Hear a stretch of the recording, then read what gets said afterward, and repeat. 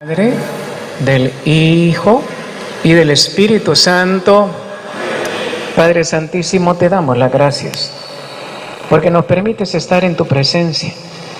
Gracias, Señor Dios. La gloria es para ti. Señor, permítenos compartir esta reflexión y que esto nos ayude a ser mejores cristianos, Señor Dios. No solamente a nosotros, sino al mundo entero. Ven y quédate con nosotros. Santísima Trinidad, Sagrada Familia, ángeles de Dios, santos de Dios, en el nombre del Padre, del Hijo y del Espíritu Santo. Amén. El tema que compartimos en esta fiesta de domingo, ¿qué fecha es hoy?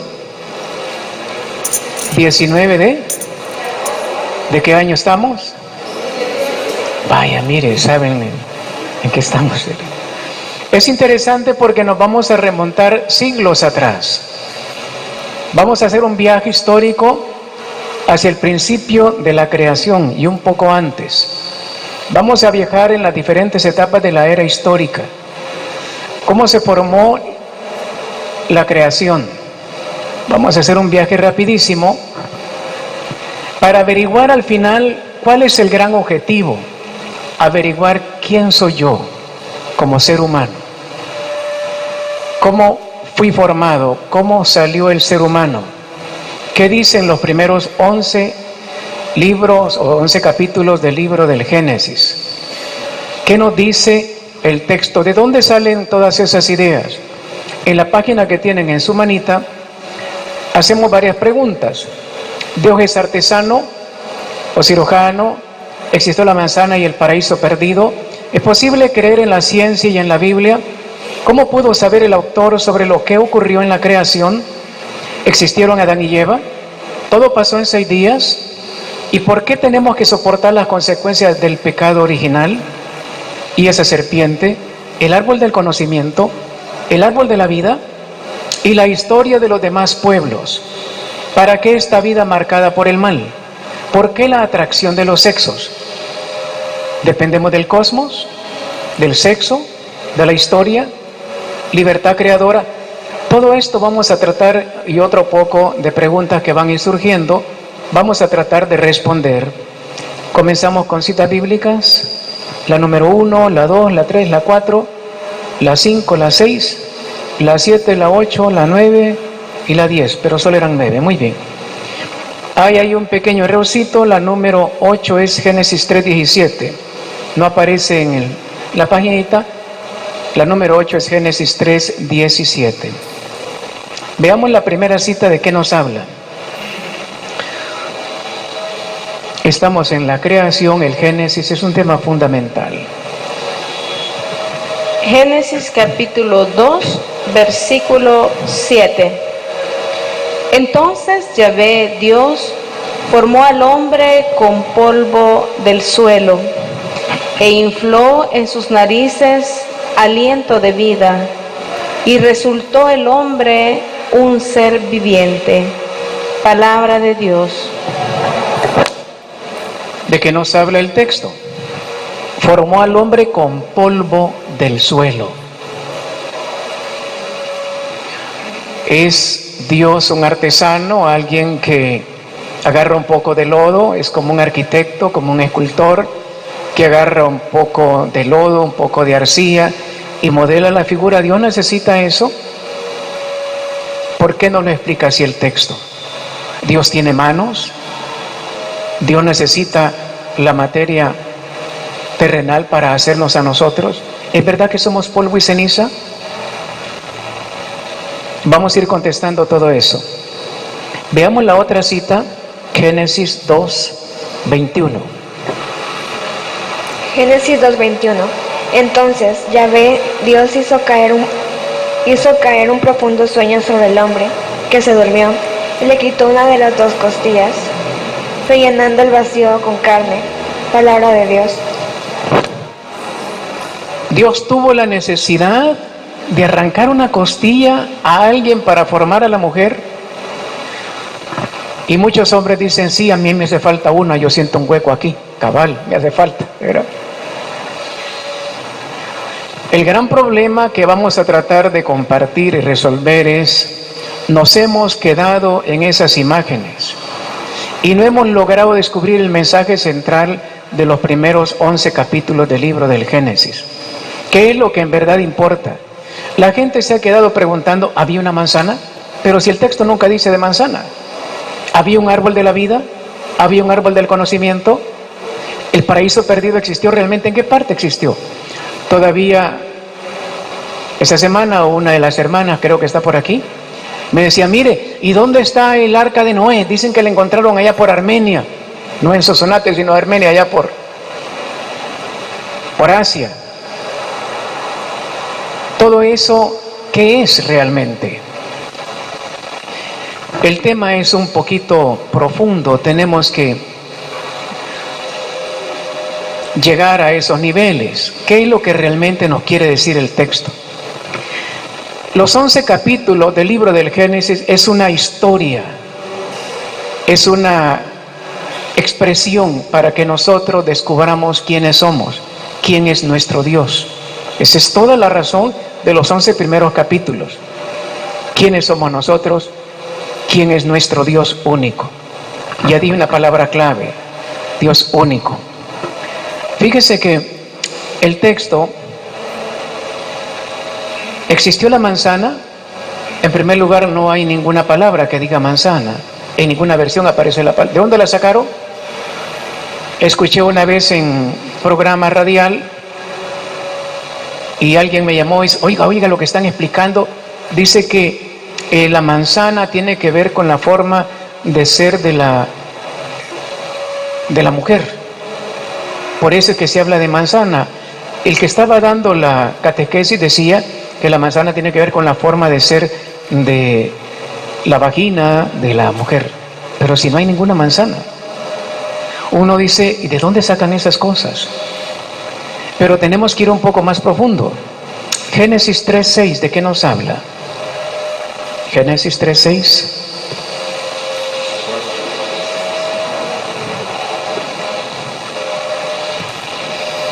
Génesis 3:6.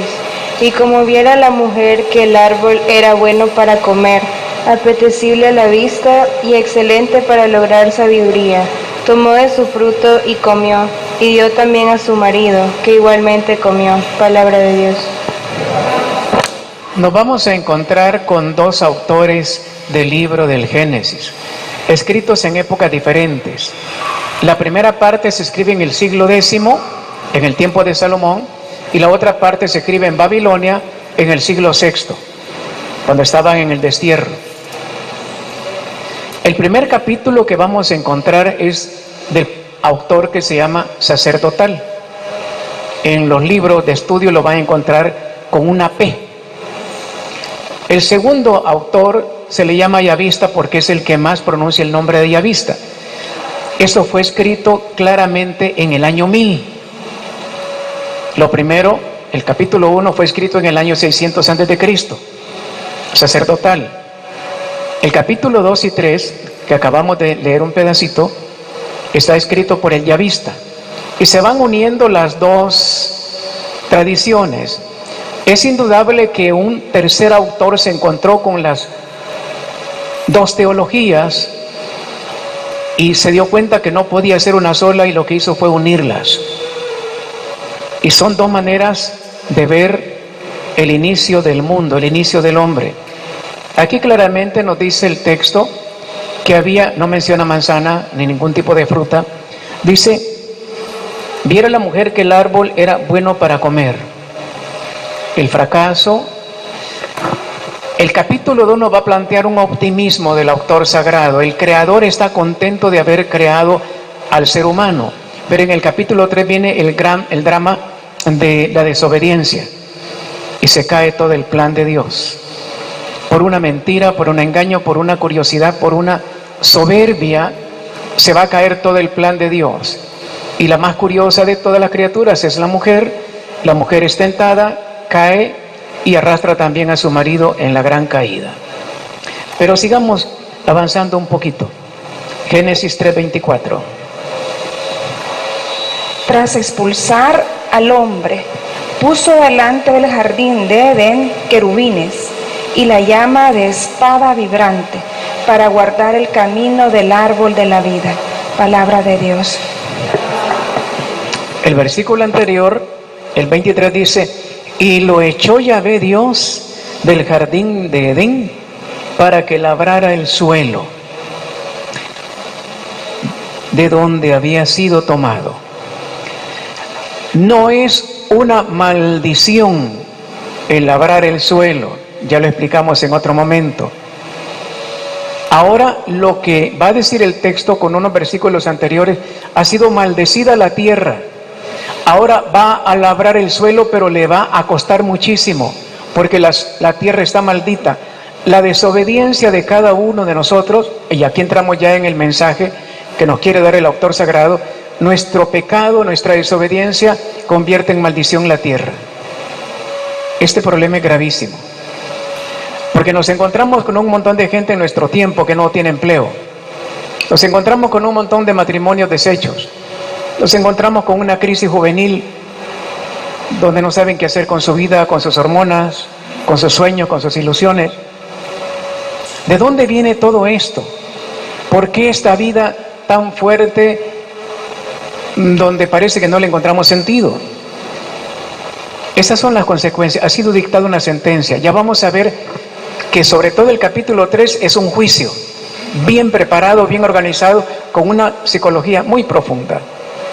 Aquí estamos ya en la sentencia, en la parte del epílogo. ¿Cuál es el epílogo del capítulo 3?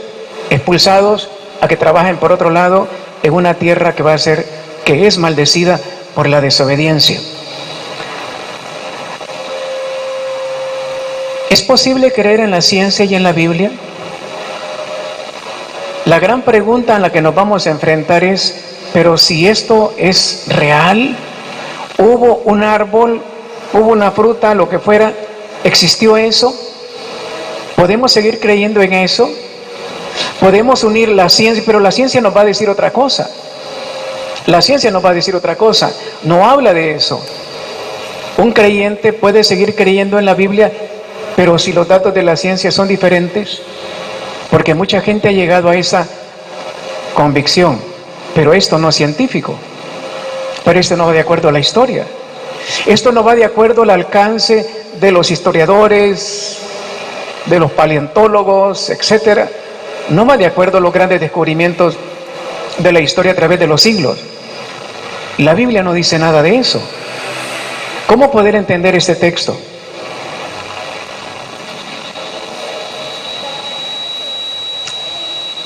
Aquí tenemos que aclarar un poquito. Cuando en los siglos anteriores, sobre todo en el siglo XIX, se dio la gran explosión del conocimiento científico, dijeron: la Biblia no tiene nada que hacer en la humanidad. Y mucha gente se volvió atea por estos 11 capítulos. Entonces dijeron: de la ciencia para acá, todo es explicable. De la ciencia para atrás son puras leyendas.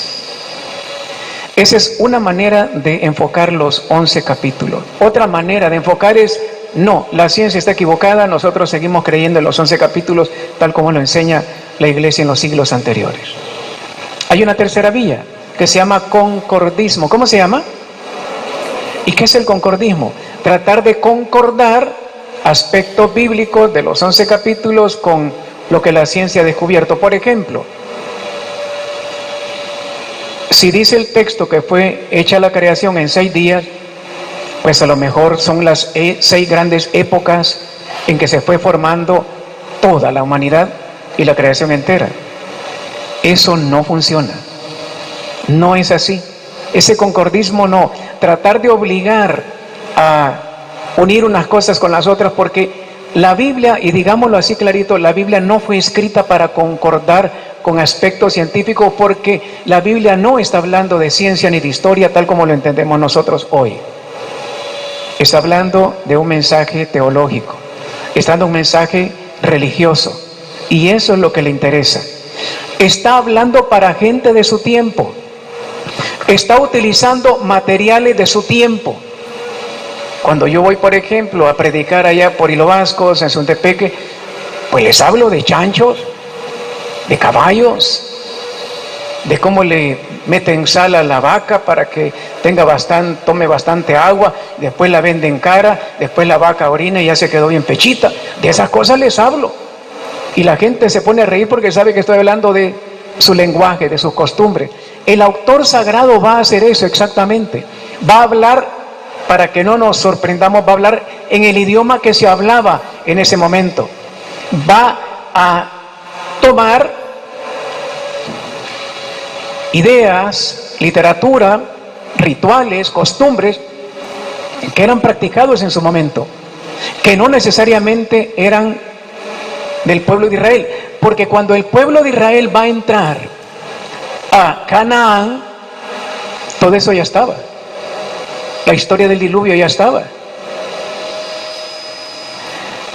Y lo que va a hacer el pueblo de Israel es tomar eso y explicarlo, porque esas cosas se seguían dando. Habían muchos dioses y explicarlos, y ese es el gran punto, explicarlos como los enseña Dios. Los pueblos habían estado esforzándose por tratar de darle un sentido, una explicación a la creación. Y el autor sagrado, en este caso los dos autores sagrados, van a tratar de tomar ese material, pero ahora explicándolo a la luz de la revelación, hasta el nivel en que estaban. La gran revelación llega con Jesucristo, pero la revelación como se encontraba en el año 1000 o en el año 600 antes de Jesús.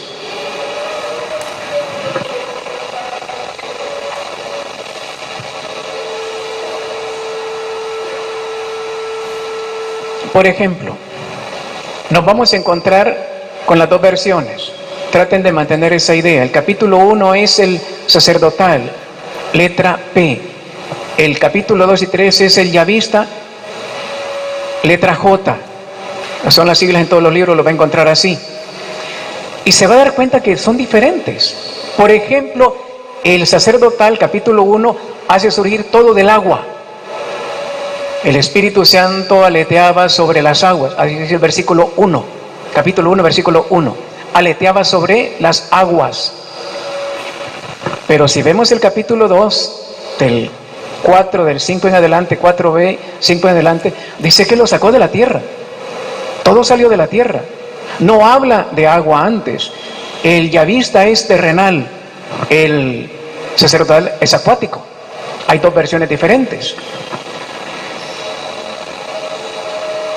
¿Existieron Adán y Eva? Génesis 1:31, ¿qué nos dice? Vio Dios todo lo que había hecho, y he aquí que todo estaba bien. Hubo tarde y mañana, día sexto, palabra de Dios. ¿Existieron realmente Adán y Eva? ¿Todo pasó en los 6 días? Hay 3 ideas que se manejan ahora. El monogenismo. Memoricen esas o escriban en la hojita. Monogenismo. ¿Qué es el monogenismo? Genismo, generación de una sola. La idea de que hubo un tronco original y de ahí salieron todas las razas. Porque el problema que no logramos explicar, ¿y dónde salieron los indígenas de América? ¿De dónde salieron los blancos de Europa, los amarillos de Asia, los negros del África? ¿De dónde salieron toda esta gente? ¿De dónde salió esta variedad de razas? La iglesia va a tratar de explicar, con los sextos Bill, hay un tronco común, monogenismo. Entonces aparece la figura de Adán y Eva, una pareja, y de ahí se derivan todas, ¿cómo? Por mutación o por lo que sea. Pero hay otra teoría, poligenismo. ¿Qué es el poligenismo? Si es cierto, hubo un tronco común, pero de ahí se dividieron en diferentes razas y de ahí comenzaron las demás razas. Poligenismo. Pero hay otra tercera teoría, polifiletismo. polifiletismo. ¿Y eso qué es? No. Hubieron diferentes razas creadas así y así se fueron multiplicando. Pero ¿dónde está el origen de esas diferentes razas que se multiplicaron después? Los sumerios o los acadios van a tratar de dar explicaciones a las diferentes razas. ¿Es lo que nosotros tenemos en la Biblia o es diferente? Porque nos vamos a encontrar con estos aspectos. La palabra Adán viene de Adamá, con H al final, que significa tierra. Significa varón sacado de la tierra, el terroso. Nos vamos a encontrar que el nombre de Adán aparece muy pocas veces en la Biblia. En el Antiguo Testamento, unas 5 veces. Va a aparecer hasta el capítulo 4 del Génesis, versículo 25. En el capítulo 5 va a aparecer también. Y ya no vuelve a aparecer. Allá lo va a mencionar un poco el libro de las Crónicas una vez. El libro de Tobías lo menciona otra vez. Y hasta ahí llega. Y va a mencionar sinónimos. Esto nos va indicando. No fue un nombre propio. Nosotros lo utilizamos así, pero no fue un nombre propio de un ser que realmente existió. Pero sí hubo un tronco común. Porque es la gran idea que va a traer Jesús. Padre, que sean uno. Nosotros parece que estamos en el tiempo del Antiguo Testamento una gran división entre nosotros. La gran venida de Jesús es para hacernos uno. Volver al tronco común, según nos lo explica la Biblia. Ahora bien, ¿por qué tenemos que soportar las consecuencias del pecado original? Este es un temón, este es un tema tremendo, el pecado original. ¿Existió el pecado? ¿Existe el pecado original? ¿O hay pecado de orígenes? ¿O hay pecado original? Que son dos cosas diferentes. Eso es como explicar el infierno y los infiernos, son dos cosas diferentes. No es lo mismo infierno que infiernos. Jesús bajó a los infiernos, no bajó al infierno, bajó a los infiernos, que son dos cosas diferentes. Entonces, el pecado de los orígenes es uno y el pecado original es otra cosa. Tenemos que explicar estos términos para entendernos. Porque las preguntas es, ¿y por qué tengo que soportar lo que hizo ese hombre de Adán y Eva hace siglos? ¿Y yo qué culpa tengo que él haya pecado? ¿Por qué tengo que pagar yo por...? Porque la Biblia, en el capítulo 18 del libro de Ezequiel, la primera lectura del día de ayer, los que fueron a misa, un texto precioso, dice, el que peque, él pagará por sus pecados, no sus padres ni sus hijos. Y era un refrán que se venía recitando y dice, ¿y por qué siguen hablando de eso? Está hablando escribiendo en el año 600. El que peque, ese morirá.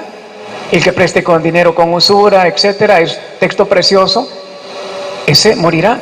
Pero no tienen por qué morir sus hijos ni sus padres tampoco. Cada quien. Entonces la doctrina bíblica es que cada quien debe de pagar por lo suyo. Porque entonces tenemos que pagar por el pecado de Adán y Eva. ¿Qué culpa tenemos nosotros? Lo que tenemos que cambiar es ese enfoque de conceptos acerca de lo que es pecado original. Y esa serpiente, ¿qué tiene que ver en todo esto? ¿El árbol del conocimiento existe? ¿El árbol de la vida? Me adelanto un poco a la segunda sección. En Egipto, la cultura de Israel dependió muy poco. Y aquí entramos un poquito en el mapa. Estamos aquí. Egipto no tiene prácticamente mucho que ver en la formación de la cosmogonía, teología del pueblo de Israel. Nos encontramos también con los hititas que están muy lejos, están muy lejanos, tampoco se menciona mucho. Están también los hurritas, que tampoco tienen que ver con esto. El mismo pueblo de Canaán, no se sabe muchísimo de ellos. Pero sí se sabe del pueblo sumerio y se sabe del pueblo acádico. Se conoce muchísimo.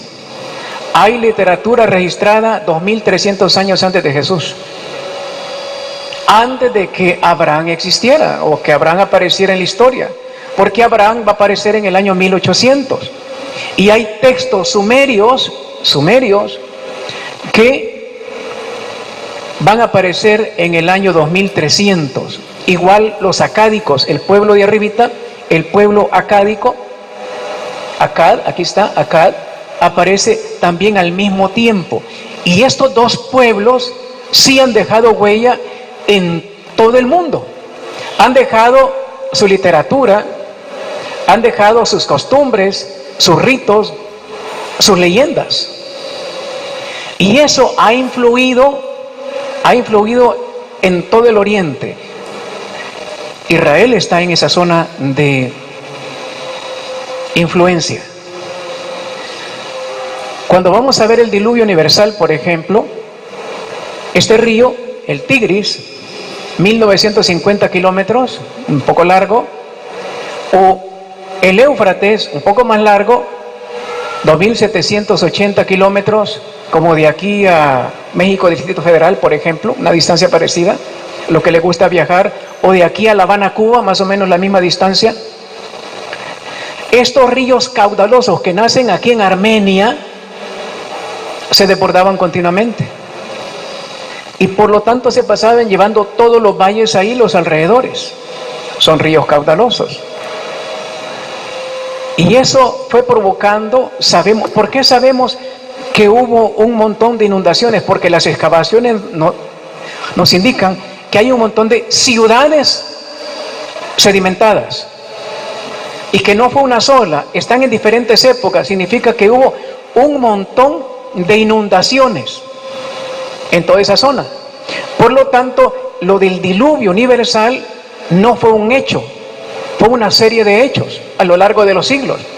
Pero el autor sagrado va a recoger eso, y los sumerios van a tener leyendas que nos hablan de ese diluvio.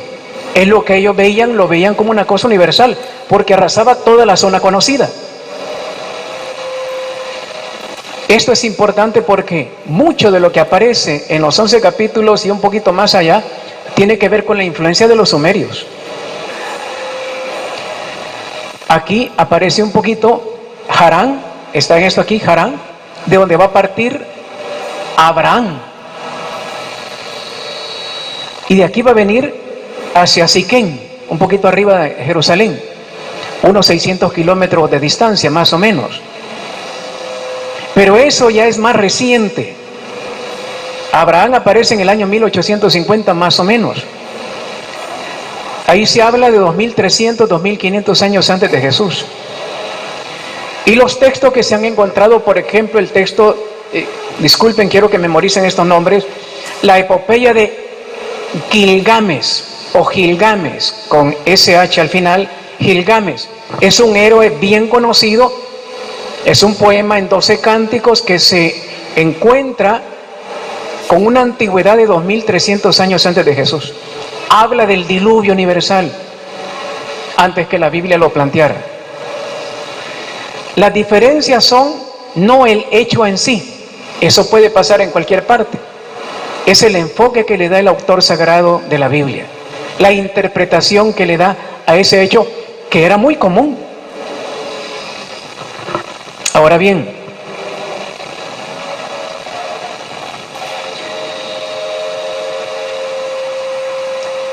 y la historia de los demás pueblos, Génesis 5:4.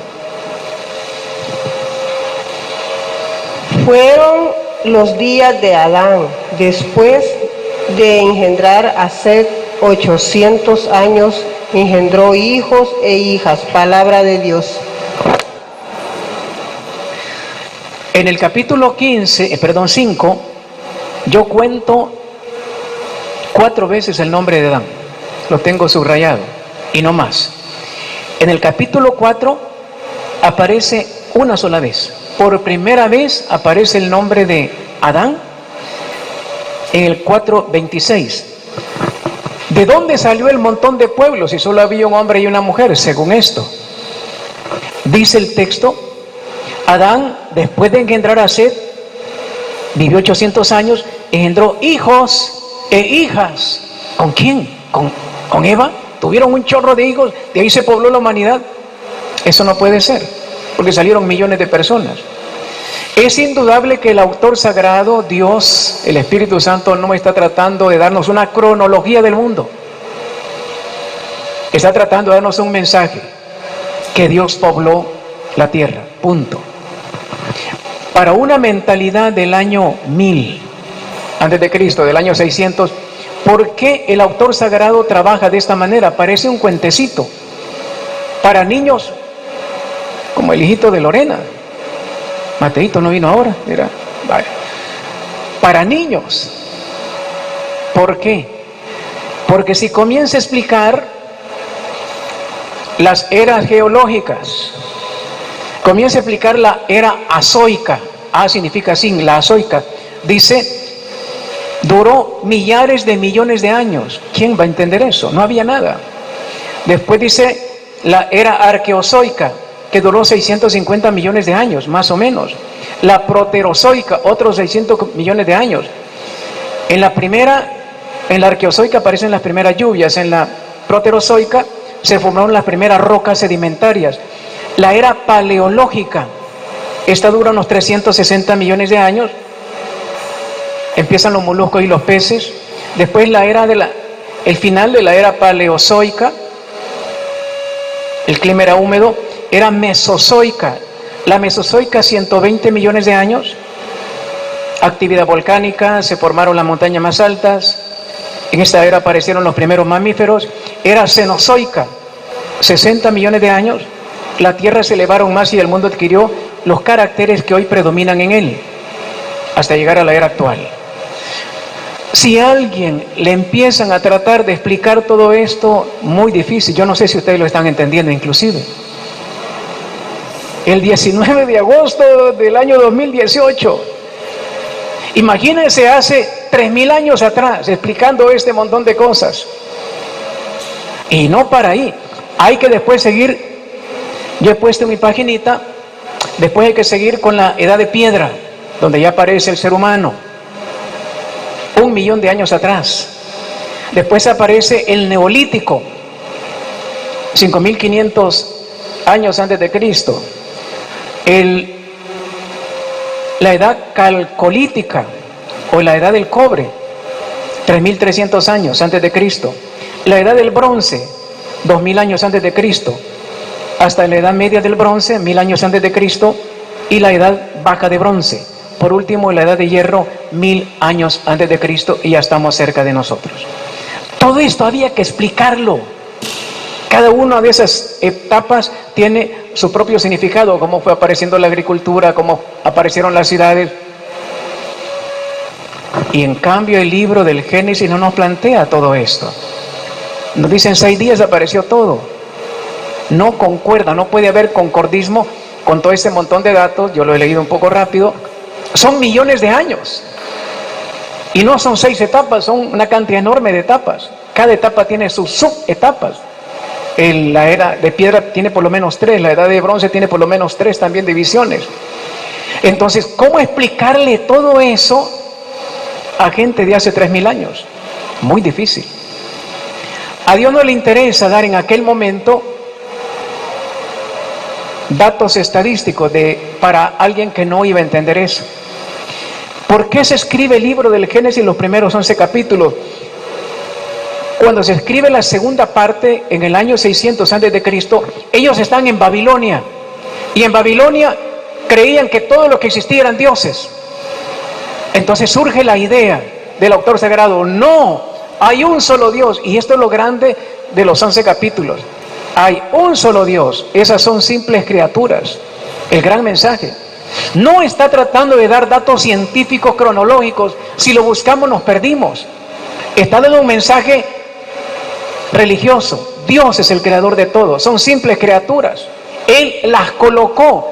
Dice el capítulo 1, fue colocando el sol, la luna, Él las colocó, quiere decir, Él las puso, las ha creado y las colocó ahí. Él tiene poder sobre eso. Porque ahí en Babilonia creían que eran dioses.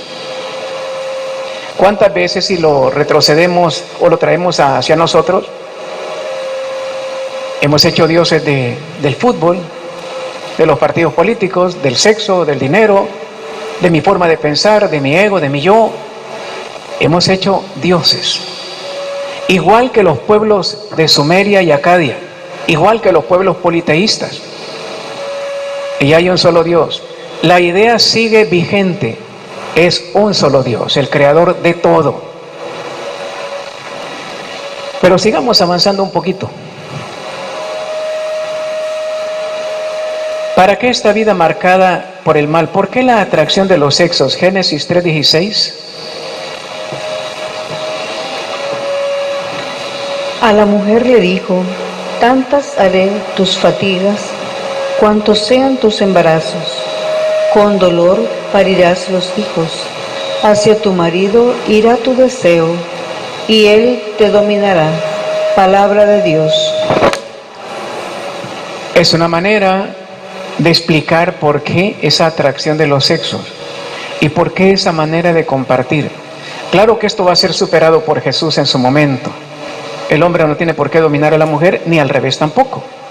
Pero en su momento era la era patriarcal, el hombre dominando y la mujer agachando la cabeza, producto del pecado que hubo en este momento. Está tratando de explicar las razones, la forma de vivir de su tiempo. ¿Por qué el hombre tiene que dominar? Porque hubo un pecado. Pero nada más son explicaciones para su tiempo, para su momento. Hay 3 dependencias que todos tenemos que aceptar. Dependemos del cosmos. ¿Estamos metidos aquí? Nosotros nacimos sin que nos preguntaran nada. ¿Nos pusieron aquí en el planeta o le preguntaron a alguien si quería venir? Algunos de ustedes le dijeron: mira, ¿querés ir a Cristo María? Te voy a hacer que nazcas de tu mamá y vas. A nadie. Dependemos del cosmos, estamos insertados en el cosmos, pero también del sexo. A ninguno de nosotros se nos preguntó si queríamos ser hombre o mujer, o sí. Entonces son dependencias que ya traemos. Y además de eso estamos insertados en la historia. Dependemos de la historia. No estamos solos. Han habido antes otras personas y vienen otros después de nosotros. Y tenemos que dar respuesta a todo esto. ¿Cómo manejar, cómo explicar mis impulsos sexuales? ¿Cómo explicar la relación que debo tener con el cosmos, con toda la naturaleza, la creación? ¿Por qué la tengo que cuidar? ¿Por qué la tengo que respetar? ¿Por qué tengo que aprender a llevarme bien con los demás? ¿Cuál es la razón de la historia? Son cosas reales. Eso es lo que sí va a tratar de explicar los textos bíblicos. Ahora bien,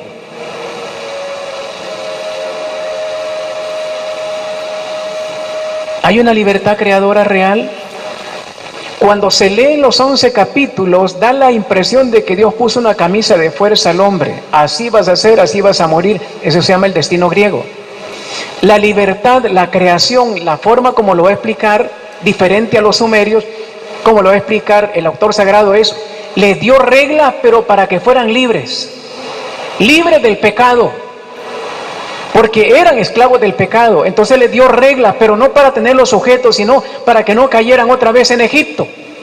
Está pensando en Egipto. Está pensando en Babilonia.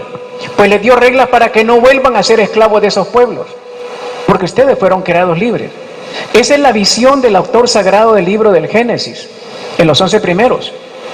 Entonces, si lo leemos con esa idea, tendríamos que revisarnos ahora: ¿y yo qué estoy haciendo aquí? Esclavo de las modas, esclavo del sexo, esclavo del dinero, esclavo del placer, esclavo del qué dirán, esclavo de. Si Dios viene formándonos desde el principio para hacernos libres, esta dinámica de la libertad la va a trabajar muchísimo Moisés y sobre todo Jesucristo.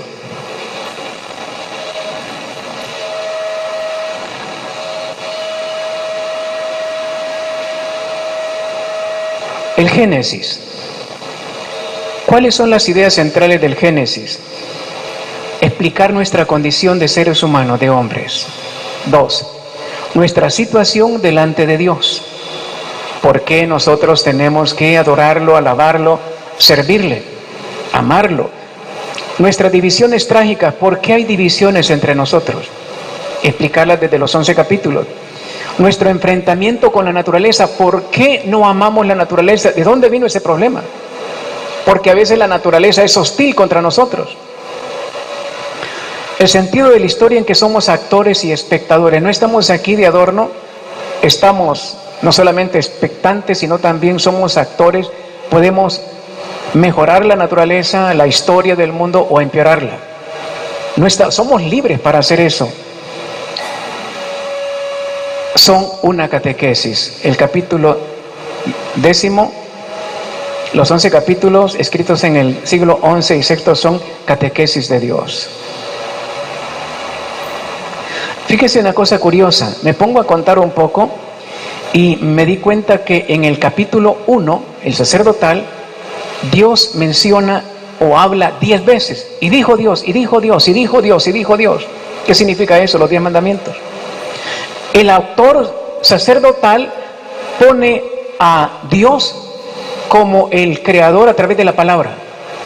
Y dijo Dios, y dijo Dios, y dijo Dios. Aparece 10 veces, 10 mandamientos.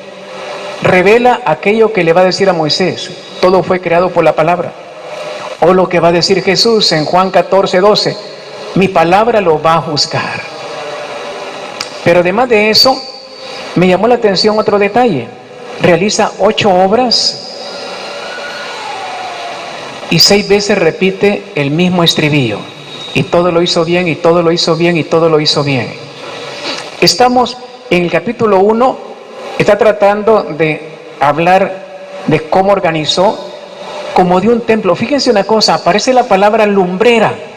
Una curiosidad, aparece varias veces la palabra lumbrera y la palabra solamente se utiliza en el templo de Dios. Como es autor sacerdotal, lo que nos está diciendo es, esas lumbreras, sol, luna, estrellas, nada más son candiles de Dios. El autor sagrado nos está revelando eso, porque ese término solo se utiliza en el templo. Entonces cuando habla del sol, la luna, las estrellas, y le llama lumbreras, está diciendo no son dioses, no son criaturas, son simples focos para alumbrar el templo. Entonces quiere decir que el universo entero es el gran templo de Dios. Vamos entendiendo el mensaje ahora. Entonces el autor sagrado se preocupa de darle una terminología adecuada a lo que él sabe, lo que él entiende que es Dios. Esos los ha colocado porque Él es Dios, Él los colocó, no se colocaron solos. Y no solamente están ahí, sino que son para iluminar a Dios, el gran templo de Dios que es el universo entero. Ha cortado con la mitología de los sumerios. Para ellos cada estrella era un dios y había que rendirle culto, igual que los mayas, igual que los incas y los aztecas. Había Tonatiuh, Tezcatlipoca, etcétera. Había que rendirle un culto. El autor sagrado está rompiendo con ese esquema y ese es uno de los grandes mensajes de los capítulos primeros del libro del Génesis. El Dios único, que lo va a repetir muchísimo Isaías y después Jesucristo, por supuesto.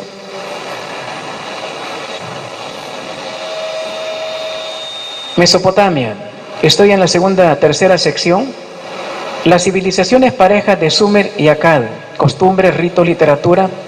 Entremos un poquito en la leyenda de Gilgamesh, rey de Kish. Aquí aparece ese lugarcito Kish, aparece aquí. Por aquí aparece Kish, por ahí aparece Kish. Ahí está, Kish. Un rey, aquí está. Un rey legendario. Fíjese lo que pasa, cómo lo explicaban 2300 años antes de Jesús. Este hombre ve que se muere un amigo de él, amigo muy querido, está desconsolado, y parte, esto lo va a copiar los griegos, Hércules lo va a copiar, parte hacia el fin del mundo, atravesó las puertas del sol, dice en la leyenda, y se encontró con un amigo que había sido el vencedor del diluvio. Ahí aparece el diluvio, y le dice: vengo en busca de la inmortalidad porque no quiero morir como mi amigo. Este vencedor del diluvio, el Noé de nosotros, le dice: tienes que buscar la planta de la vida. Y va Gilgamesh y encuentra la planta de la vida, pero al regreso una serpiente se la robó, y quiere decir que Gilgamesh va a morir, el hombre tiene que morir. Ahí aparece la serpiente robando la vida. Pero es otra manera de ver la situación. Allá el hombre quería alcanzar la inmortalidad la serpiente le roba el árbol de la vida y el hombre tiene que morir. Aparece Gilgamesh, que aparece ahí un poquito. Esto es 2500 o 2300 antes de Cristo. Hay una epopeya un poco más amplia de Atra-Asis, Atra con mayúscula. La copia más antigua que tenemos es de 1600 antes de Cristo. Expliquemos un poquito, va a hablar acerca de la creación. Habían 7 dioses, dice la historia de Atra-Asis, habían 7 dioses y tenían un montón de dioses subalternos que hacían todo el trabajo que los 7 dioses no querían hacer. Pero los trataban tan mal y era tan pesado el trabajo que los dioses de abajo se rebelaron. Entonces dijo el jefe de todos los dioses: sí, es correcto, están trabajando demasiado, hagamos unos criados que se llamen hombres. Y mataron a un dios desconocido, lo matan, le sacan la sangre, hicieron 7 parejas y de ahí salió la humanidad, según la leyenda o la epopeya de Atra-Asis. Empiezan a servir los hombres en los oficios sencillos, los más bajos, los que no querían hacer los dioses. Pero cada vez que llegaban al templo iban cantando, sonando tambores y los dioses se enojaron. Mucho ruido hacen, matémoslo. Cada 1200 años mataban una parte de la humanidad hasta que se acabó todo. Esa es la historia de Atra-Asis. Es diferente a lo que plantea el Génesis. El hombre no fue creado un Dios degollado, porque a ese Dios lo degollaron y era un Dios fracasado. Nosotros no venimos de la sangre de un Dios fracasado. No venimos de un Dios que lo mataron, que lo degollaron. Fuimos creados por amor. Ahí está la gran diferencia del Génesis. Fuimos creados por amor. Y no fuimos creados para servirle a los dioses. Y nosotros no nos morimos por hacer demasiado ruido, porque molestamos a los dioses. Morimos por nuestro pecado. Una diferencia enorme. El autor sagrado se encuentra con esa leyenda y le da el sentido religioso que él entiende. Los hombres no fuimos creados por la sangre de un Dios degollado y fracasado, si no sería ya una maldición. Sí fuimos creados de la tierra según el Génesis, pero no para ser los criados de los dioses. Fuimos creados libres. Es más, cuando dice, y manden en los peces del mar, en las aves, fuimos creados para mandar, no para servir. Una diferencia enorme. Y no vamos a ser destruidos porque se les ocurrió a los dioses, mucho ruido hace, matémoslo. Eran unos dioses egoístas. Si nos morimos es por nuestro propio pecado. Hay una diferencia totalmente enorme. Ha tomado algunos aspectos, pero lo ha superado. Hay una revelación que está en camino. Entonces, el libro del Génesis, los 11 capítulos nos están dando una visión optimista de liberación. El hombre no fue creado para servir de criado a los dioses, ni viene de una sangre de un Dios que se sacrificó, lo sacrificaron, un Dios perdedor. Nosotros fuimos creados a imagen y semejanza de Dios. Esto nos tiene que descubrir quiénes somos realmente nosotros. No somos hijos de los dioses sumerios o acadios. Fuimos creados directamente por un Dios que nos ama, sopló, echó sobre nosotros su aliento, su espíritu de amor, y aparecimos nosotros por amor. Fíjese una cosa, si nosotros estudiamos un poquito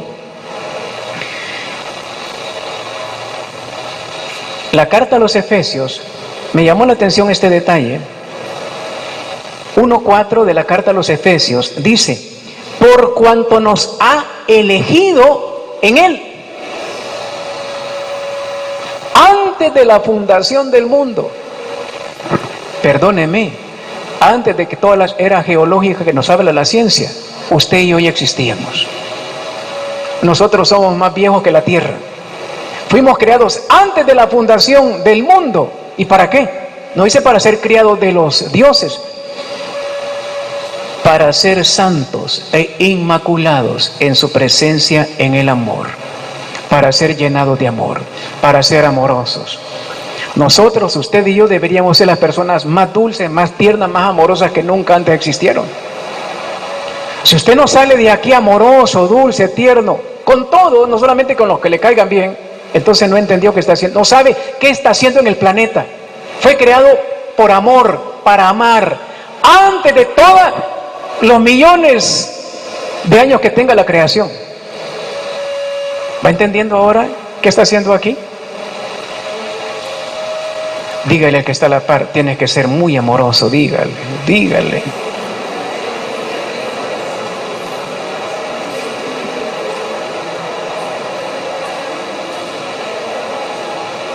Hay un texto que me llama la atención en el libro de los Hechos de los Apóstoles. San Pablo está predicando allá en Atenas. En el versículo 17-26 de Hechos, dice: Él creó de un solo principio todo el linaje humano. Precioso, ¿verdad? Él creó de un solo principio todo el linaje humano, para que habitara sobre toda la faz de la tierra, fijando los tiempos determinados y los límites del lugar donde habían de habitar. Palabra de Dios. Qué lindo cómo Pablo lo explica y lo entiende. Hay un solo Dios creador, no hay un montón de dioses babilónicos aquí. Hay un Dios creador. Él creó a todos los seres humanos. Y Él ha puesto, usted nació en El Salvador, no nació en Estados Unidos, ¿por qué se quiere ir para allá? Él dice, mire, fijándolos el lugar donde habían de habitar. Él decidió, tú vas a ser negrito, morenito, hermoso, guapo, elegante, porque vas a habitar en esta tierra americana, latinoamericana. ¿Por qué te quieres ir? Yo no te mandé para allá, yo no te he creado para ese lado. Dios, un solo Dios. Esto nos tiene que poner bien claro qué estamos haciendo aquí. Antes de un montón de eras, y es lo que quiere decir los 11 capítulos. Fuimos creados por un Dios, y todo eso son simples criaturas que están a nuestro servicio. Manden sobre los peces del mar, manden sobre todos los astros, sobre toda la creación. Están a nuestro servicio. ¿Por qué nosotros nos ponemos al servicio de la creación? Es al revés. Avancemos un poquito.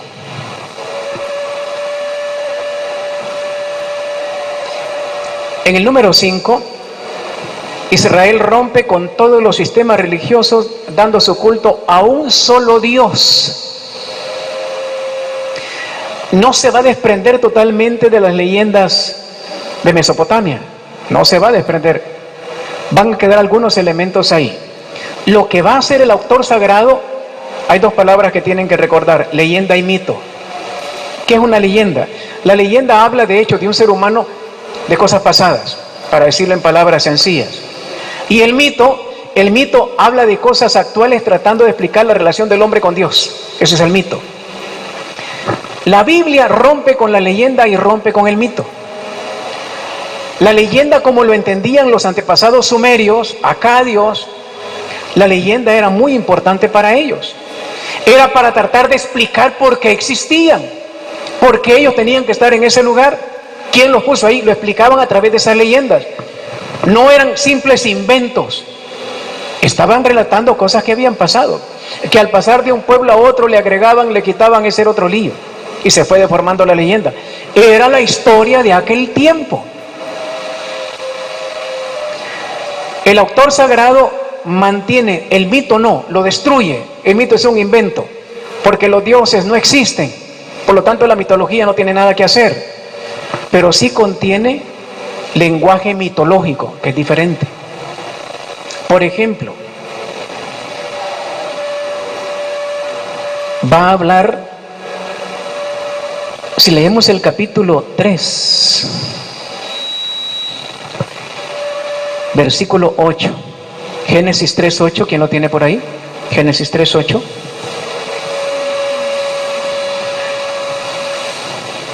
Génesis 3:8. Oyeron luego el ruido de los pasos de Yahvé, Dios que se paseaba por el jardín a la hora de la brisa, y el hombre y su mujer se ocultaron de la vista de Yahvé, Dios, por entre los árboles del jardín. Palabra de Dios. Eso ya no se puede aceptar. ¿Cómo tú te puedes esconder de Dios? Quisiéramos, pero no se puede. Eso es inaceptable ahora. Entendemos que era un lenguaje apropiado para el momento aquel. Primero, los pasos. Dios no tiene pies, ¿cómo se van a oír los pasos? Usted agarra el capítulo 15 del libro del Éxodo, dice que Dios con su mano poderosa destruyó y sopló. Dios no hace eso. Pero ¿cómo se llama eso? Antropomorfismo. Le está dando cualidades de hombre, de ser humano, y eso son rasgos de la Mesopotamia. Esos elementos para tratar de explicar el accionar de Dios todavía los conserva. Pero sabemos ahora que nada más es una forma de explicar. Entonces, esto se va a repetir, el antropomorfismo. Dice el libro de la sabiduría, cuando Dios quiso abrir el mar rojo, sopló con una de sus ventanas de la nariz y le hizo, y se abrió el mar rojo. Si no tiene nariz el Señor. Y no necesita hacer eso. Así como pone a hacerlo como artesano o como cirujano, Dios no necesita eso. Pero ¿cómo le explicaba a la gente de aquel tiempo eso? Lo que en el fondo está diciendo, Dios tiene poder para hacerlo. Eso es todo lo que explica. Dios ha creado al hombre lo que nadie. Agarre un poco de tierra, sople a ver si le sale algo. No va a salir nada. Agarre la costilla. No, la costilla no. Agarre una costilla de algo. No va a salir nada. Pero Dios sí tiene ese poder para decir, fueron creados del mismo nivel. Eso es lo que está diciendo. Y Dios puede hacer cosas de la nada. Jesucristo va a decir, allá en el Evangelio de San Mateo, de las piedras puede sacar Dios hijos de Abraham. De la nada. Intente de una piedra a ver qué saca usted. Nada. Dios sí lo puede hacer. Es otra explicación. No se quede viendo las piedras. Quiero ver si sale de ahí un hijo de Adán. No va a salir nada. Son antropomorfismos. Es un lenguaje que todavía la Biblia conserva para tratar de explicar algo que le cuesta mucho al ser humano. Veamos un poquito más la estructura de los 11 capítulos. Del 1 al 3, ¿de qué nos va a hablar? Evocación de los orígenes. Está relatando cómo se originó. Y fíjense una cosa, cómo el autor sagrado puede llevar esto como concepto universal, como idea universal, como idea de todo el mundo. Él tiene una idea muy buena. Dios ha creado al pueblo de Israel y Dios es fiel. Y tiene una idea que después se le fue olvidando. Dios no es solo mi Dios, es Dios de toda la creación. Por lo tanto, así como creó al pueblo de Israel, ha creado el universo entero. Una deducción muy preciosa. Israel nada más es un pedacito. Pero la forma como trata a Israel también lo trata a usted y me trata a mí. Esa concepción es preciosa. Entonces, Él puede deducir, así como nos creó a nosotros y nos trata a nosotros, también trata al resto de la humanidad. Por lo tanto, algo tremendo del autor sagrado, de los dos autores sagrados, es que los 11 capítulos nos llevan a la historia universal de la creación. Porque el autor sagrado tuvo esa gracia de no quedarse encadenado a su pequeño grupo social, cultural, sino que entiende que eso fue para todo el universo. Dios creó los cielos y la tierra, está hablando clarísimo. No dice solamente para el pueblo de Israel. Entonces, el gran chispazo que tiene el autor sagrado, esto fue la forma como se creó el mundo entero. Y lo ha entendido y lo ha explicado. Es lo que entiende, el autor sagrado entiende. Allá en Babilonia le decían dioses a cualquier cosa, igual que los griegos, igual que los romanos. Pero el hebreo entiende algo muy lindo. Hay un solo Dios, los demás son simples criaturas. Qué pena que nosotros seguimos viviendo como que fuéramos sumerios, acadios, hindúes, egipcios, griegos, romanos, cuando ya Dios se reveló. Hay un solo Dios, hay un solo Dios. Todos los demás son criaturas, por lo tanto no puedes adorar a nadie, ni a la Virgen María Santísima. Solo Dios es motivo de adoración. Entonces tenemos que tener bien claras estas ideas. 2. La humanidad, desde el diluvio 4 y 5, desde que comienza la explosión de los seres humanos hasta el diluvio, son el 4 y el 5. El pecado, lo que va a explicar el texto es, ese pecado que le llamamos original, ese pecado se va a ir haciendo cada vez más grande y va a provocar la destrucción de la humanidad, las inundaciones del Tigris y el Éufrates. Pero antes del diluvio, los sumerios, los de Mesopotamia, contaban la historia de la humanidad antes del diluvio y después del diluvio. ¿Por qué? Porque antes del diluvio, si usted lee, dice que vivían 365 años, 936 años. Quiere decir, la gente era más buena y por eso tenía derecho a vivir y disfrutar mejor. Es lo que está explicando. Si vemos las cronologías de los sumerios, con la cronología que trata el capítulo 5, por ejemplo, del libro del Génesis, las de la Biblia son pequeñas. Los años son pocos. Ya eran miles de años los que vivía el personaje. Era simbólico. Después del diluvio comienzan a bajar en la edad. Hay demasiado pecado. Ya se ha ido perdiendo la gracia, la bendición de vivir largos años. Entonces tenemos que tener claro eso para poder entender. No es un calendario. Los 11 capítulos no son un calendario histórico. Mire, ¿y por qué vivían tantos años aquella gente? 800 años, 900 años. ¿Y cómo hacían para aguantar tanto tiempo? Es un símbolo, no es un hecho real. Está dando una explicación. Antes del pecado, la gente podía ser, de hecho, nuestros antepasados, nuestros abuelos vivían muy bien en el campo. A los 120 años todavía tenían la cabeza lúcida. Nosotros a los 50, 60 ya andamos ahí arrastrando los pies, ya todos vencidos por nuestro pecado, el consumismo, el materialismo. Eso es real. Dice además, relato del diluvio, del 6:1 al 9:17. Esto ya estaba en el pueblo de los sumerios. Va a marcar a todos los pueblos de la zona. Andan buscando el arca de Noé. Eso es truco publicitario. Porque eso nunca existió. Nunca existió. No, lo encontraron en el monte Ararat. Lo encontraron. Si eso pasó hace 3.000 años, 4.000 años, ¿usted cree que esa madera va a estar viva todavía? Además de eso, aunque estuviera, eso nunca pasó. Lo que sí pasó fueron inundaciones. Siglo tras siglo eso sí pasó. Entonces, ellos lo relatan de un solo. Pero ya la forma de salvar es, Dios quiso salvar a la humanidad un pequeño resto que se portó bien, como lo va a hacer en estos días cuando ven el final de los tiempos. Un pequeño resto será salvado, sin arca de la alianza, simplemente con la forma de ser, nuestra buena costumbre. Eso es lo que está explicando, que va a pasar ahora también. Usted y yo cambiamos de vida, vamos a ser salvados.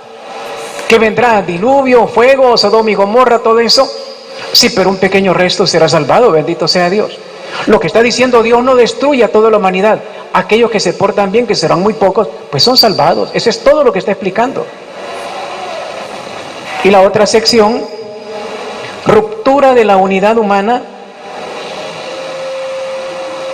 y del diluvio hasta Abraham. Ruptura de la unidad humana. Y se rompe también con la creación. En el pecado, cada vez que usted y yo pecamos, de nada sirven los títulos, de nada sirve el dinero, la cara bonita, el cuerpo bonito, la inteligencia. Cada pecado hay un rompimiento con la raza humana, hay un rompimiento con la creación, hay un rompimiento con Dios. Eso se lo explica clarísimo el texto. Y no es porque Dios haya decretado eso, es porque nosotros hemos trabajado para que eso se dé. No es Dios el que nos creó para mandarnos al infierno, no, somos nosotros los que nos hemos ganado ese derecho de ir al infierno. Él solamente va a dictar la sentencia, pero con nuestros actos usted y yo vamos camino de, ojalá que no. Pongo ahí historia sagrada judía, la ya vista. Fíjese que es curioso. ¿Cómo se puede saber que hay dos versiones? Curiosidad de estudio. Fíjese que en el capítulo 4, yo conté que aparece 1, 2, 3, 4, 5, 6, 7 veces la palabra Yahvé. La palabra Yahvé no es original tampoco, ya venía caminando. Y aparece en el capítulo 4 7 veces. Dice el versículo 1, conoció el hombre a Eva, su mujer, que concibió, dio a luz a Caín. Dijo, he adquirido un varón con el favor de Yahvé. Palabra de Dios. Tiene bien claro, todo se hace con el favor de Dios. Esto no es accidente, no, es Dios el que permite que un niño nazca. Por eso el aborto no tiene sentido, lo tiene bien claro. Pero fíjese, si le damos vuelta a la página, dice 4:26, también a Set, que es hijo de Adán, también a Set le nació un hijo, al que puso por nombre Enos. Este fue el primero en invocar el nombre de Yahvé, palabra de Dios. Pero si ya lo encontramos 7 veces, aquí claramente hay 2 versiones. Aquí dice que Set, el nieto de Adán, fue el primero en invocar el nombre de Yahvé, pero ya el abuelo lo estaba practicando en el 4:1. Claramente uno entiende, aquí un autor encontró las 2 versiones y las dejó juntas. No halló cómo unirlas porque no se puede. Hay 2 versiones. ¿El nieto fue el primero? No, dice que fue primero el abuelo. ¿En qué quedamos? Hay 2 versiones aquí. Esto nos indica con toda claridad, si empezamos a fijarnos en esos detalles, les cuento una anécdota. Yo era un bicho de 15 años, no hace mucho, era un cipote de 15 años, y siempre me gustó la lectura, bendito sea Dios. Y llevaron una Biblia que yo la regalé y la guardaba de recuerdo, pero en ese momento no había nada que regalar y regalé la Biblia. La guardaba precisamente por esto. Llegaron a regalar una Biblia protestante y mi mamá me dijo, mira, a vos te gusta la lectura, léela porque yo no leo eso. Y yo empecé a agarrar los 11 capítulos del libro del Génesis. Ricardo era el estudioso. No, hombre, aquí hay un montón de errores, hombre, ¿cómo es que? Y Caín y Set tuvo un montón de mujeres, ¿y de dónde salieron? No, hombre, esto no es palabra de Dios, a ver quién lo inventó. Y el inteligente Ricardo pasó años sin volver a abrir la Biblia, porque había deducido que esto no se puede leer, que esto no es cierto. No, mire, es un montón de gente. ¿Y Caín con quién se casó? ¿Y dónde salió Caín? Que se casó, encontró una mujer por allá y tuvo muchos hijos. ¿Y dónde salió esa mujer de Caín? Y empezamos a encontrar, no me habían enseñado que esto no es historia, como lo entendemos hoy. No me habían enseñado que no es un libro de ciencia lo que tengo aquí. Es un libro, una carta de amor de parte de Dios para mí. Y me está explicando con palabras sencillas a un pueblo que vivió hace 3000 años, para que lo entendiera. Y el pueblo lo entendió muy bien. Él entendía eso. Cuando se escribe el capítulo 2 del libro del Génesis, y los hizo macho y hembra. No vale tercer sexo, ni cuarto, ni quinto, ni sexto. Varón y hembra. Señor Salomón, usted tiene un chorro de mujeres, pero eso no está permitido. Dios hizo un hombre para una mujer. Fue escrito en contra de Salomón. Ahí está el problema. Hay que entender cómo fue escrito, ¿por qué? Para establecer reglas claras de parte de Dios. Dios creó un hombre para una mujer. Ni para un intermedio, ni para varios intermedios, no, un hombre para una mujer. Y eso usted revisa todos los almanaques del mundo, todos los países del mundo. En todos los países hay mitad de hombres y mitad de mujeres. Aunque se cambien de sexo, hay mitad de hombres y hay mitad de mujeres. Porque Dios es sabio. Y eso es lo que me está diciendo el texto. El autor está diciendo claramente, señor Salomón, señor David, señor Jeroboam, eso que están haciendo no es correcto, tener el chorro de señoras y el chorro de cipote, eso no es correcto. Dios creó un hombre para una mujer y los creó de la costilla para que sean cerca del corazón, para que las ame, no para que las maltrate. Clarísimo, no es esclava. Como me dijo un señor, lo digo con pena, estaba en un grupo de parejas, me invitaron a dar un tema y el dueño de la casa me dice, hermano, ¿verdad que Dios creó al hombre? Sí. Y a la mujer la creó el diablo, ¿verdad, hermano? Y se ponen a reír igual que ustedes. Y yo le dije, si quiere burlarse de su esposa, hágalo solo, no me utilice a mí. Y si va a seguir con esa broma, yo me salgo. Le dije, no, es que... Y la pobre señora solo agachada, mire. Y era menos mal que eran de parejas, No, Dios creó de la costilla cerca del corazón para que la ames. Tú tienes que ser sacrificado para ella, sacrificarte, darle hasta una de tus costillas para que ella tenga vida y todo lo que sea necesario. Es otra la idea que está planteando. Veamos una idea más. El pueblo sumerio va a tratar de explicar, el acádico también va a tratar de explicar eso del pecado original, uno de los temas más tremendos. El pecado original. ¿Tenemos culpa nosotros de los pecados? Hay ideas que hay que quitar. El sexo no fue hecho como castigo, sino como bendición, hecho dentro de la regla de Dios. Por lo tanto, los niños que nacen no tienen por qué venir en pecado si fueron concebidos con todas las reglas de Dios. Y un matrimonio por la iglesia. Son pareja casados realmente. Y no se casaron solo porque salió embarazada, sino que se casaron por amor, independientemente de los hijos. Los hijos que nacen son una bendición. Capítulo 18 del libro de Ezequiel. No porque nacen ya viene el pobre niño, nacen con, y qué culpa tiene ese niño de nacer con pecado. No. Lo que sucede es que el niño lo que necesita es el encuentro con Jesús para ser llenado de la gracia del Espíritu. Esa es otra historia. Es lo que va a explicar San Pablo. El niño es un angelito, es un ser puro. El pecado que puede tener es el que le hereda el contexto social, cultural de donde nace. Ese es otro lío.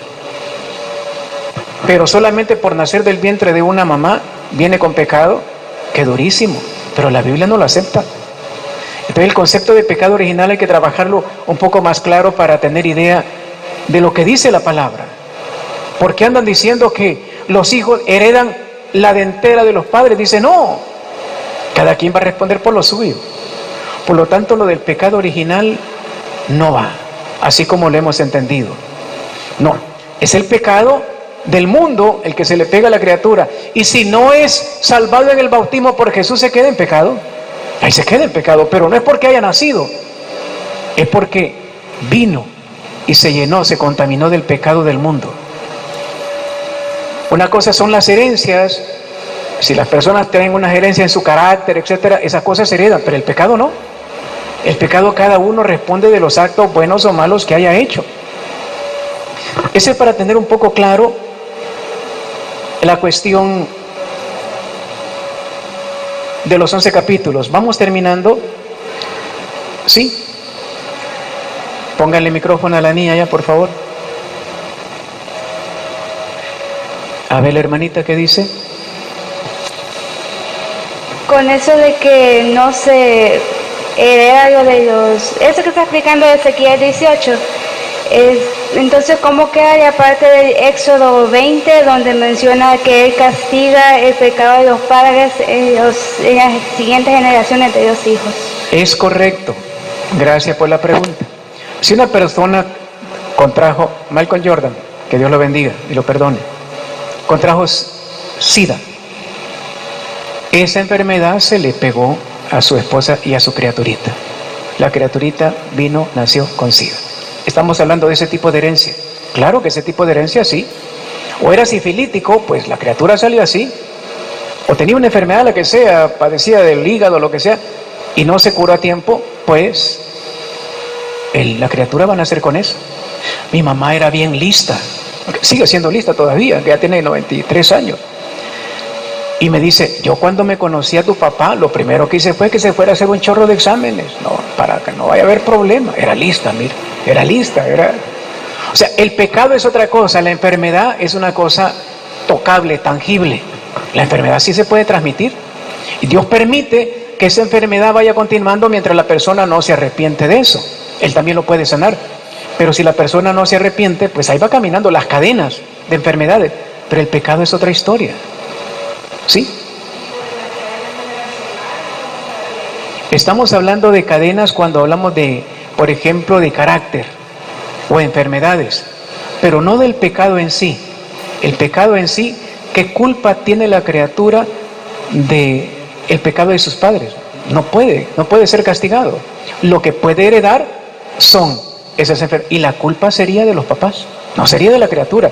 Si el niño nace con una enfermedad, no es culpa del niño, es culpa de los papás que heredaron eso.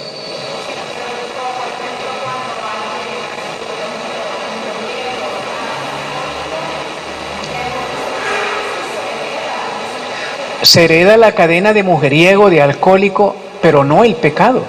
El pecado en sí, la culpa, la pena que acarrea el pecado no la puede pagar la criatura, lo que es el hecho.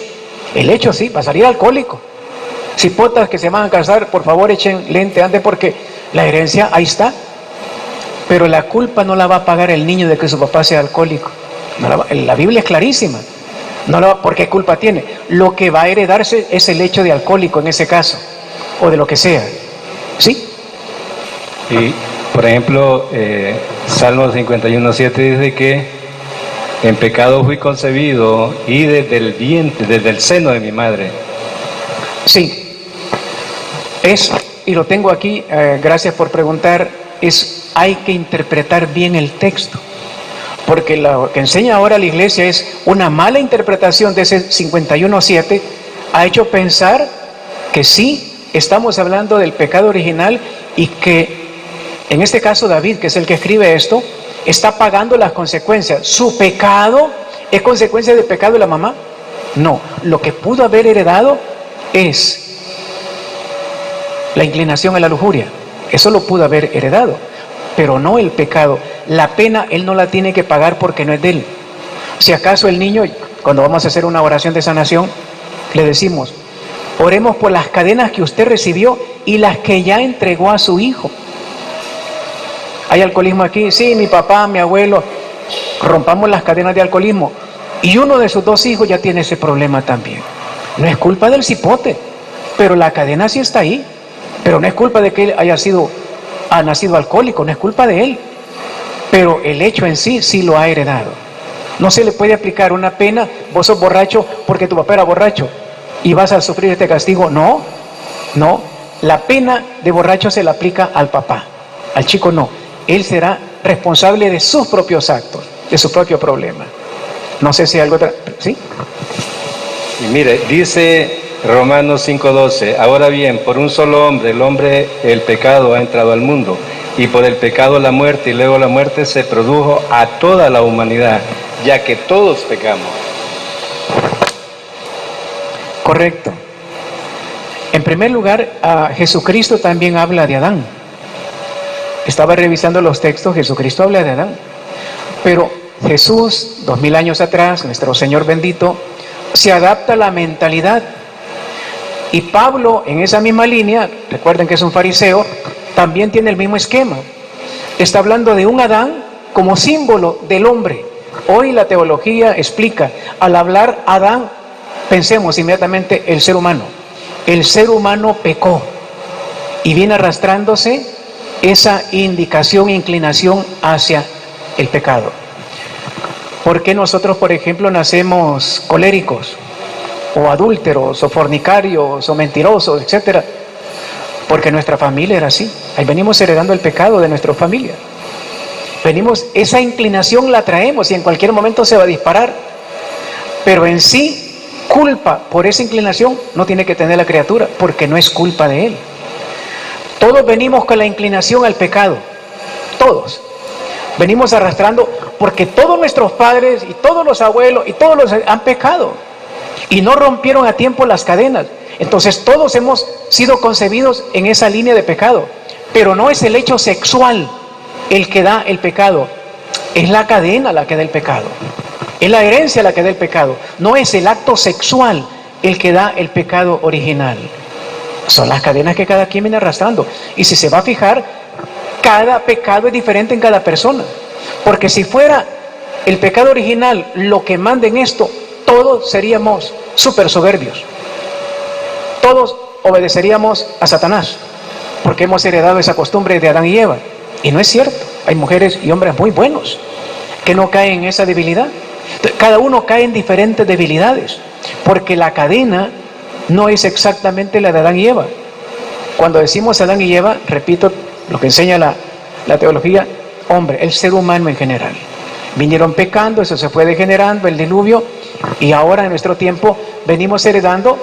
Yo me reviso a mí mismo, yo, Ricardo, ¿qué es lo que yo heredé de mi papá y mi mamá? No les voy a contar, quisieran saber, pero no les voy a decir. La cosa fea, ¿verdad? Pero yo me reviso, ¿y por qué tengo esta inclinación? Y yo reviso, mi papá, mi mamá tenía esta inclinación. ¿Qué me toca a mí? ¿Pagar por mi papá? No, trabajar para que se me rompa esa cadena. Así de sencillo. Porque hemos sido, en esa línea hay que entender bien el 51.7. Hemos sido concebidos en pecado, no porque al nacer se nos pegó un pecado que no tenemos por qué, y pagar por ese pecado no. Venimos arrastrando cadenas que nuestros padres tenían, y la culpa del pecado que nosotros traemos es de ellos. Es de ellos. Yo voy a ser responsable de lo que yo haga con mi vida, no de la herencia que traigo. Yo puedo romper con las cadenas que mi papá y mi mamá me heredaron. Una última. Decir que solo una conclusión quizás, es decir que nosotros pagamos por nuestros propios pecados. Correcto. A pesar que heredamos las cadenas de nuestros antepasados, pero nosotros ya somos responsables de las acciones Correcto. que nosotros hagamos. Bendito sea Dios. Cada uno de nosotros está aquí para romper con las cadenas que recibió de su papá, de su mamá, de lo quien sea. No podemos decir, mire, es que yo soy borracho porque mi papá era borracho, entonces ni modo. No, usted tiene a Jesucristo que ahora le enseña, rompe esa cadena. ¿Qué es lo que vamos a hacer en este momento? Espero que haya quedado un poco claro. Hemos intentado explicar la influencia de Mesopotamia en la Biblia, pero la Biblia tiene claramente ideas muy propias.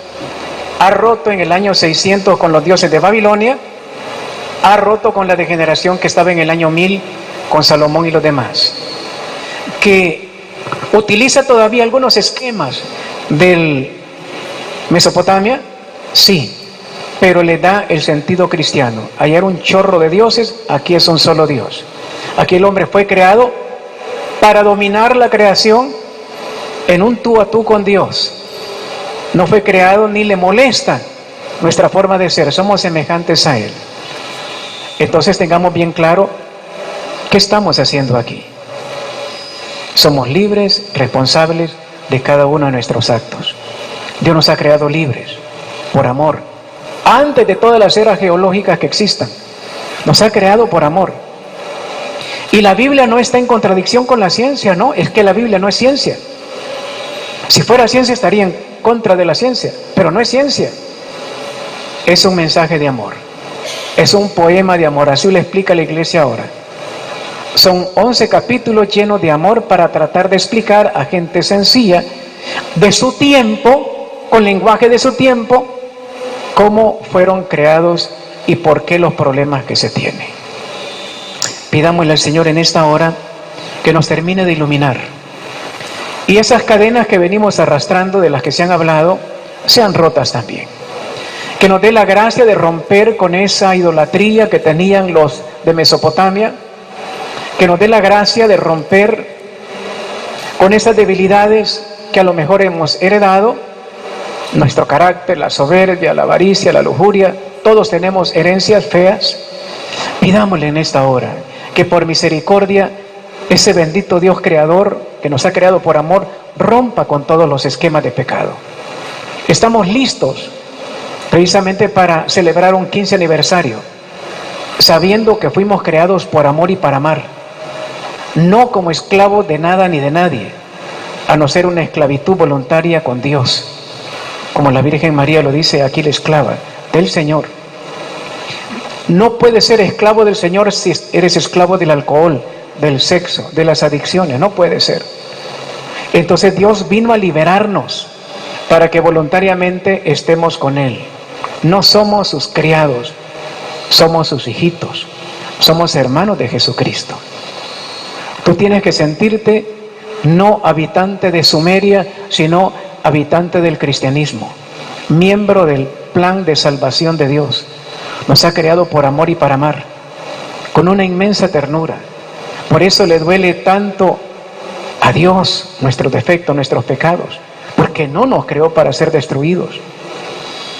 Y cuando nosotros decimos que herimos a Dios, no es tan exacto, pero sí le hacemos sufrir. Y le hacemos sufrir, ¿por qué? Porque nos ama.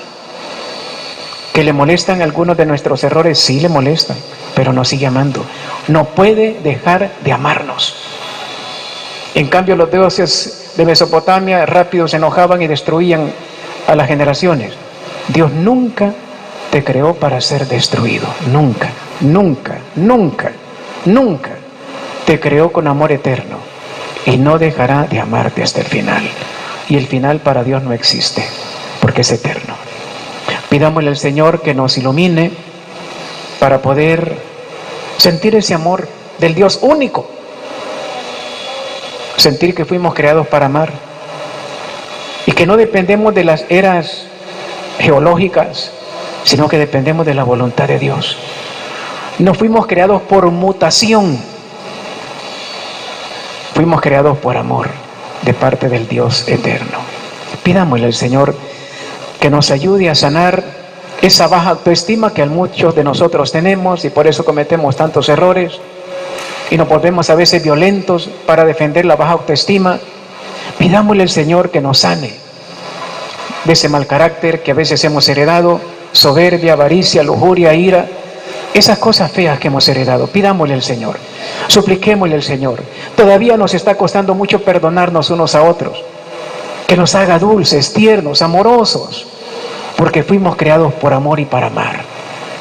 Padre Santísimo, aquí estamos, tus hijitos, venimos a rogarte, a suplicarte, ayúdanos. Estamos descubriendo para qué fuimos creados, por qué fuimos creados, quién eres tú y quiénes somos nosotros. Te pedimos que sanes todas las heridas que cada uno de nosotros tiene, los que están aquí, los que no han venido, el país entero, el mundo entero.